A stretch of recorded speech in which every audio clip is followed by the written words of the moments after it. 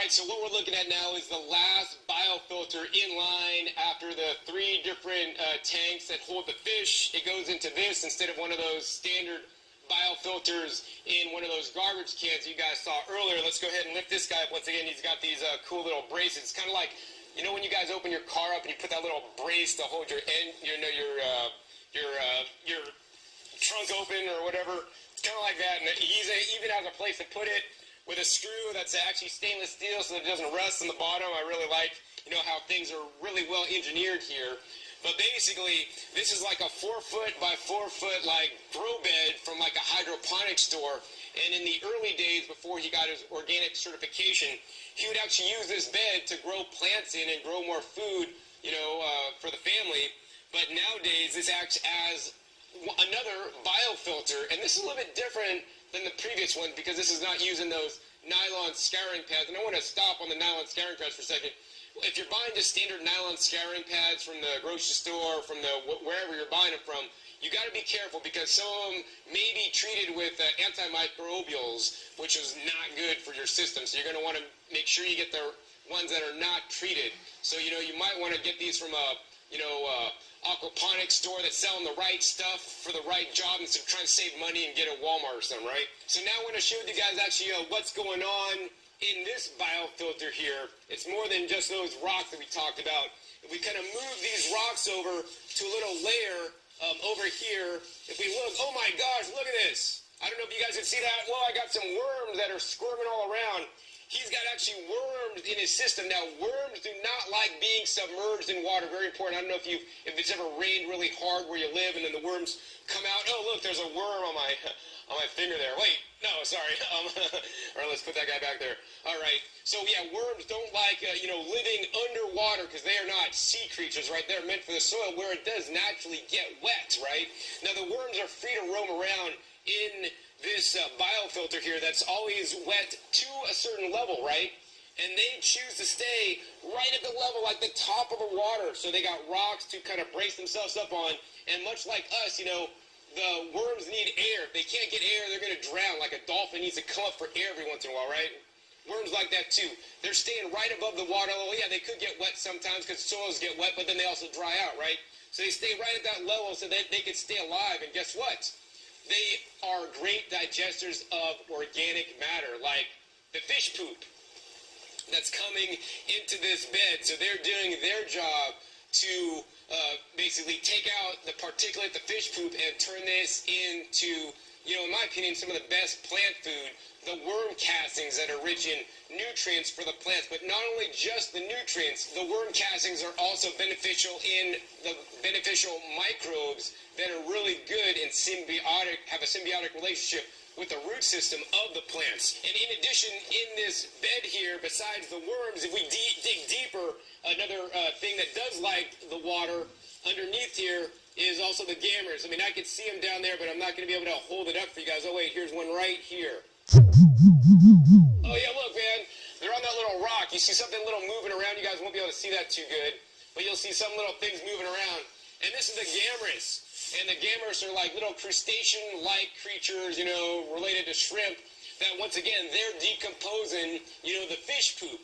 And here's a really cool thing. You know, one of the things I learned in one of my videos is about when you're feeding your worms, you want to feed your worms a rich chitin source. And guess what?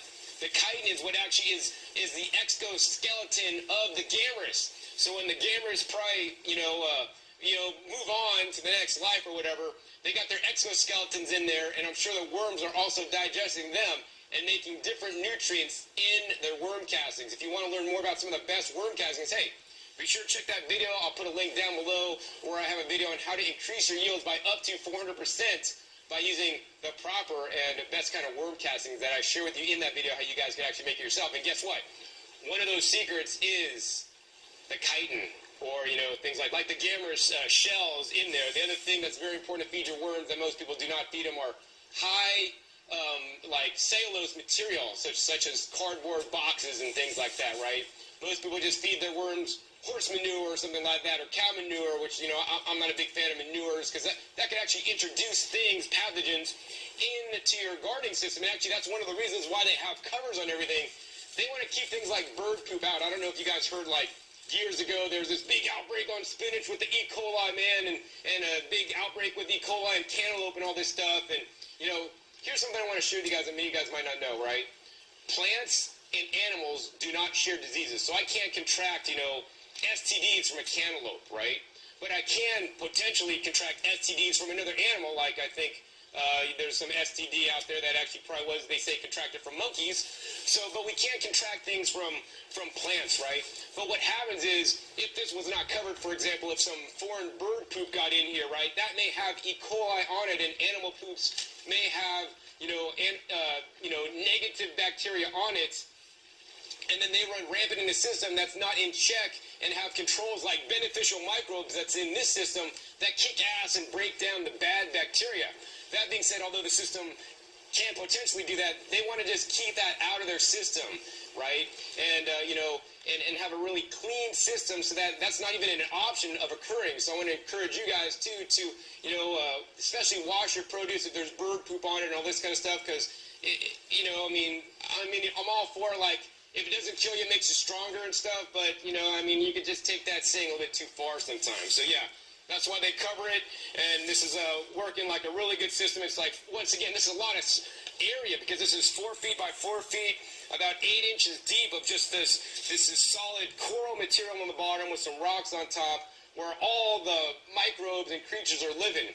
And I want to encourage you, whether you have an aquaponics setup like this, to have some kind of big area like this where you could have a lot of creatures, because they're doing a lot of the basically pre-digestion of the nutrients to make it more available for your plants, so that in general your system overall will just run that much better. And likewise in soil, right? We want to have the living creatures in the soil, whether that means you're going to have earthworms, whether that means you're going to have beneficial bacteria and beneficial fungi like mycorrhiza.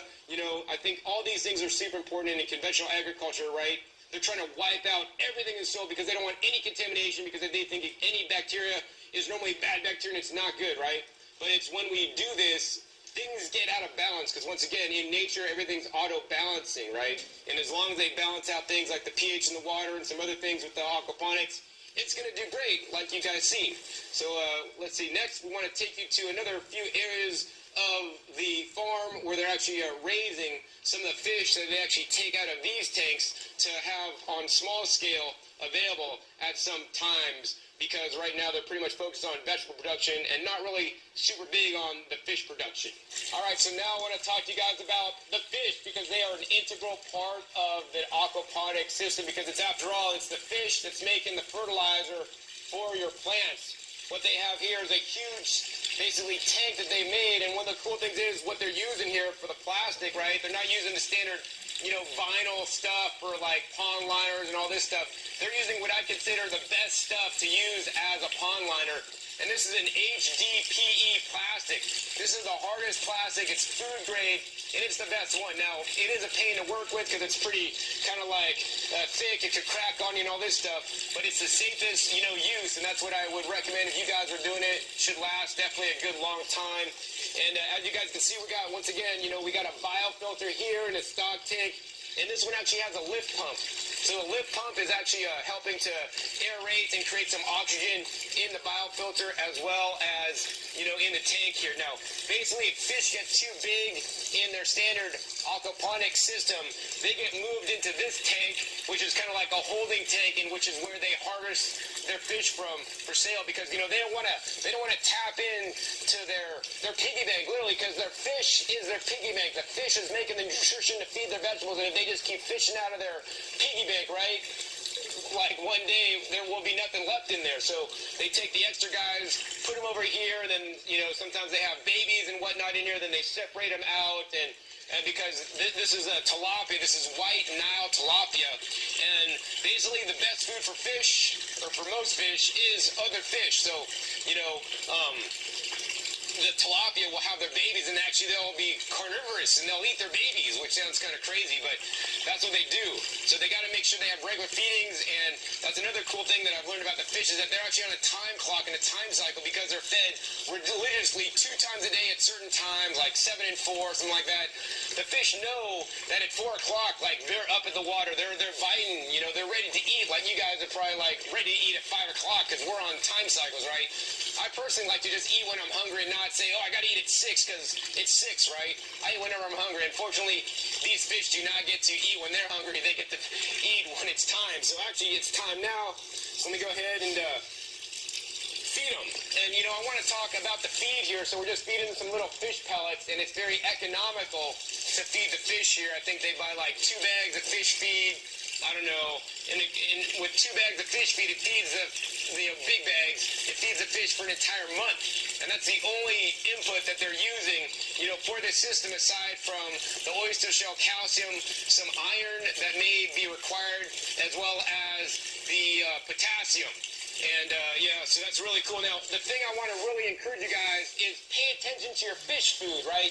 Very important to get good fish food. There's some fish foods out there that are being made with corn, which is the first ingredient, and in my opinion, you know, GMO corn should not be fed to fish. You know, get a good, solid fish food and read the ingredients, much like when you guys are buying things in the store. I mean, I don't even encourage you guys to buy things with ingredient labels, but if you're buying fish food, you know, you want to be able to pronounce everything in there, make sure there's not all these nasty additives, because think about it.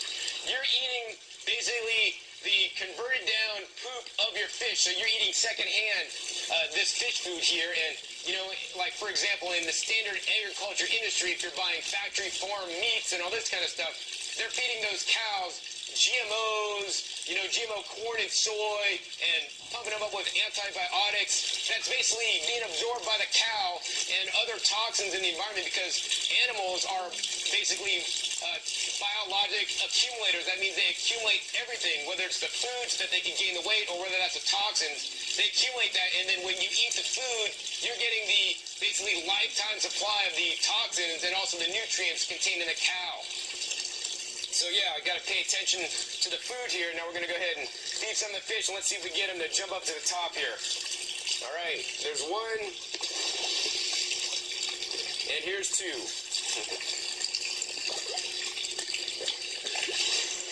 All right, yeah, just fed the fish. So, you know, these fish are harvested, and, you know, there's not a super abundance of the fish while they do grow fairly fast.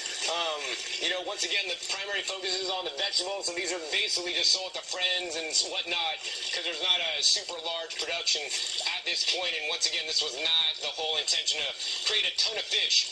Now, the other thing I want to point out is that you want to make sure and check out your species that you get if you're doing aquaponics. We are in the beautiful tropics here in Hawaii, and where, you know, it barely gets, like, it never gets freezing unless you're on the top of the mountain. But, you know, the weather stays nice and warm, and the fish, like us, like certain atmospheric or weather conditions, right? I don't know, they probably like it in the 70s or whatever, you know, they like it pretty warm like we do. And if the tilapia get down to like 55, right, the fish aren't going to make it. They're going to not be living any longer, right? So if you live in areas that gets cold, you might not want to use tilapia unless you have like a heater system, right? So you may want to, you know, look into using other fish. In addition, in some states, even in Hawaii, it's illegal to import this kind of tilapia, but if they're already existing here, you know, you could move around within state, but not bring them in from out of state. And I know many states, for example, Nevada, it's illegal actually to bring in tilapia and even use tilapia in your aquaponics grow, so you want to be aware of the laws and whatnot. So yeah, that's pretty much in a nutshell this aquaponics system. I want to go ahead and take you to one other location and share some really important information about aquaponics with you before I go. So the last part of this video I wanted to share with you guys real quick is actually right here. We're in the last maybe approximately quarter of the backyard. The first 3 quarters basically has all the aquaponics set up. The last quarter approximately basically is what you see here. They just have a standard garden like many people do.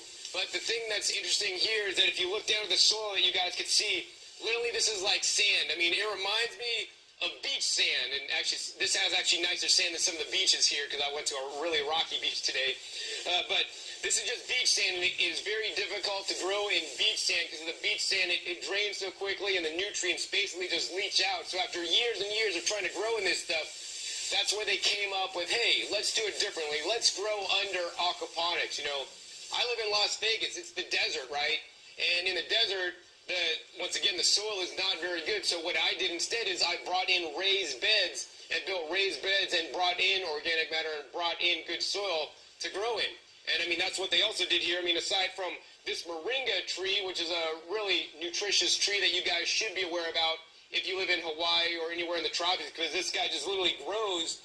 And what they did here is this tree was super tall, and they basically hacked it off, and now it's reshooting. And many people don't know that the parts that you hack off, you can actually just stick back in the ground, and it actually grow a new tree. I mean, this is a tree that everybody should have in their landscape. And other trees, think if all your trees on your property were edible trees and all your plants on your property were edible plants. I mean, that's how it is on my property. I would encourage you guys to have more edible plants on your property, because think about it. If you have space, why not use that space to the best of your ability, right? Everybody has to eat every day, whether you're going to buy your food at the grocery store, at a restaurant, or grow yourself. And I think growing your own food is definitely one of the best ways. And making it easy by doing something like moringa that just grows year-round in the tropics. Super simple. So another way they're doing it over there is a wicking bed that they have set up. And once again, they use some of the water from the fish, the aquaponics over here to feed their pepper plants. And this is another excellent way to conserve water in the upcoming years with droughts and all this kind of stuff coming on. Now, I've really enjoyed my time here. They're doing some amazing stuff with the aquaponics, but I always like to give my 2 cents in at the end. I mean, probably the one thing that I see the most about is, I got to talk to the farmer in detail here, and, all the things he's ever heard about aquaponics and all this stuff is that, the plants need this many nutrients, and this is what we've done, this is what I got taught, and this is what I'm going to do. But, they're basically feeding like about 13 nutrients or minerals to the plants, and, I tried to say, well, hey, why don't you try or experiment with to see what happens if you fed 70 to 90 minerals. I mean, that's what I try to do in my garden. I put things like the rock dust and the sea sods or ocean-grown, ocean solution or C90 and other products in there to add minerals to my garden, because I believe they are essential. And I know many of you guys out there are already on the trace minerals, whether you're using rock dust or sea sods in your grow. And I'm sure I know you guys see the results, because I see when you guys post down the video. But, a lot of people seem to be stuck in their ways with, all this kind of stuff like, oh, we've been doing it this way and it always been working. And, I always want to encourage you guys to try things out. Even if you don't believe me, I don't care if you don't believe me or whatever, you think I'm full of whatever. I want you guys to experiment on your own and find out for yourself, because that's how I learned about rock dust. When I heard about rock dust, I'm like, yeah, why do you need that stuff, right? It's not going to do anything. But when I started buying it, incorporating it, and using it, I'll tell you, it does make a difference. My plants are healthier. My plants are more bug and disease resistant. My plants taste better. They grow faster, and they yield more. I mean, what more could you ask for? And then the other thing is that when I eat the plants, now I'm getting the trace minerals in them instead of taking like Centrum A to Z of zinc, right? And basically what I'm trying to do is duplicate nature in the most ideal sense. And yes, it may not be as sustainable it is, but that's not necessarily, my goal is being as sustainable as possible, but one of my bigger goals is to be as healthy as I can, because I almost lost my life when I was younger, and you only ever realize how important your life is and your health is, right when you're going to lose it. So I was glad I was given a second chance to be able to make these videos and share these videos with people, and I was glad that I was able to visit the farmer today and talk to him about experimenting with, some of the trace minerals. Hopefully he does that in his garden, and next time I visit Maui, I'm going to come here, and although he has really Ono stuff now, and you want to check for him currently at Whole Foods, he's going to have better stuff in the future and a more productive garden, in my opinion, that's going to grow even faster than it is, which is going to ramp up his production and hopefully make it so he's more than just breaking even, but actually making a profit and being able to do what he wants to do in life, waking up every day, enjoying his fish, his nature, his garden, and his family-owned farm here. I really hope you guys enjoyed this episode today. Be sure to check my links down below for some videos on trace minerals that I'll link down below. There's some of the sea sods and the rock dust. If I did have this grow operation like he has here, I would, number one, incorporate rock dust such as the azomite, micronized version in like a filter sock into my different grow beds to make sure that my plants and the fish got the minerals they need. And of course I would experiment, start off small and not add too much of anything, because it might throw off your balances of whatnot in there. The other thing I would do, very important, is I would foliar feed, so it would not really get in contact with the water, but I would foliar feed the plants, much like we can absorb things through our skin. They have transdermal patches of vitamins and estrogen for women and all this kind of stuff. Now, plants, besides the root zone, which is how they absorb things, they also absorb things through their leaves. So I'd foliar feed on I don't know, maybe like once or twice a month, some of the trace minerals. And, you know, like many people have seen, you can see some, you know, fairly quick results just by doing a foiler feed. Another thing I would do, although he has really good beneficial microorganisms and a lot going on, I would also brew personally a compost tea for like 12 to 24 hours, a good quality compost tea such as the Boogie Brew compost tea, and then add that to my system, which would add more basically beneficial microbes. You know, it's these microbes that break down nutrients, make them bioavailable for the plant, and they like to live around the root zone, so I might even do a root drench of the plants in their little starter packs as they're growing on that little table to introduce them early on in the stage so that all through the plant's life they got the microbes that they need to survive, as well as they're going to have the minerals to survive. And in this way, I believe, you know, that's one of the best ways to grow food, whether you're growing on a farm or whether you're just growing for food for you and your family. So hopefully after watching this episode, you've learned more about the aquaponics here, how they're doing it, how they're growing literally in a backyard. I mean, I took my backyard, put raised beds. He took his backyard and did aquaponics. I'm for all these different ways to grow food, to get fresher food, to get better food out to people. And especially in this day and age, if the ship stops coming in on Maui, people are not going to be able to eat, except he'll still have 3,000 heads of lettuce that he can continually harvest, you know. And once he gets on a solar system, he'll be able to drive all his pumps, all his, you know, oxygen creating pumps and all this stuff with solar to be, you know, more sustainable, and he loses very little water, just 5%. I mean, as long as he stays up with his system, this is definitely one good way to grow food. I guess for now, I'm going to stick with my soil-based system because I travel so much, and trying to do this and travel, I don't think it would work too good. Anyways, be sure to subscribe to my videos if you're not already. I have over 1,000 videos that you guys can glean all kinds of information from, become a better gardener, become a better grower, and more importantly, you know, get some motivation to start growing today. You know, even if you guys are watching this right now in the middle of winter time, there are ways you guys can grow in the middle of winter in an apartment in New York City. It's called sprouts and microgreens. I want to point this out to you guys, and I want you guys to grow any way you can, whether it's growing plants to eat or whether it's growing your mind and you know, thinking up new ideas and new things to think about, you know, because once you start stagnating, you know, that, in my opinion, is when you start getting old, and I'm not old yet. We'll see you next time, and until then, keep on growing.